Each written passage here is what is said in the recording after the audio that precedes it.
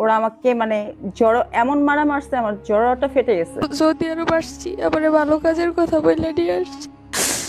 হানাদারের মতো ছিঁড়ে ছিঁড়ে খাইতেছে।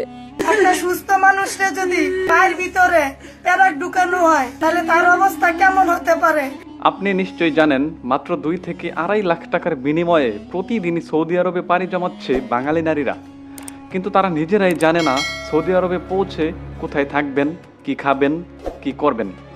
অনিশ্চিত ভবিষ্যতের দিকে এগিয়ে তাদের সোনালী জীবন পরিণত হচ্ছে দুঃস্বপ্নে। অবশেষে তারা হয়ে উঠছে সৌদি শেখ ও তার ছেলেদের ভোগের পণ্য। সৌদি আরবে কফিল আর তার ছেলে প্রায় প্রতি রাতে আমাকে লাগাতো।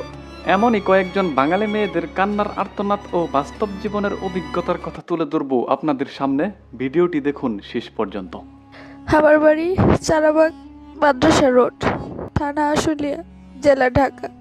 আমাকে রূপসী বাংলা ওভার সিরিজ এই অফিসের মাধ্যমে সৌদি আরব আসছি, আবার ভালো কাজের কথা বলে নিয়ে আসছি। তারা আমার সাথে খুব জঘন্য কাজ করছে।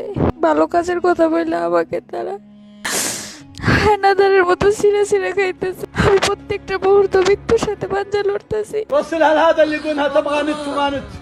رسل على مامون. ها هذه الان সৌদি আরবে না পাঠায়, এটা আমার রিকোয়েস্ট। আমার এমন একটা অবস্থা করছে, আমি কখনো যদি নেক্সট আমি কখনো বিয়ে করি তাহলে আমি কখনো মা হতে পারবো না।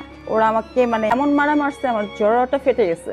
ওইটা আমাকে বাংলাদেশে এসে অপারেশন করা লাগছে। ব্লাড যেতে যেতে অবস্থা খারাপ হয়ে যেত, একটা টাকার ওষুধ এনে খাওয়াইতো না। আপনাদের এই প্রবাসী বোন জীবনে বাচ্চা থাকতে চায় না, ঠিক আছে? আমি শুধু মরণ চাই, আর কিছু চাই।